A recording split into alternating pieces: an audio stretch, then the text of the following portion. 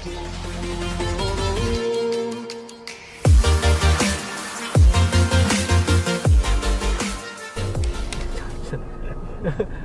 à, lanh chanh lên làm gì, không biết nó khổ.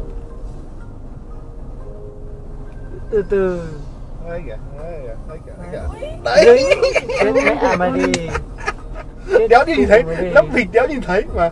Lấp vẫn đéo nhìn thấy đâu mà. Không biết là mình bị ấy hả? Thằng nó cao, xe cao là có nhìn thấy đâu. Cho chết. Thằng đấy phải cho chết. Vừa nói xong. Mẹ. Cho chết.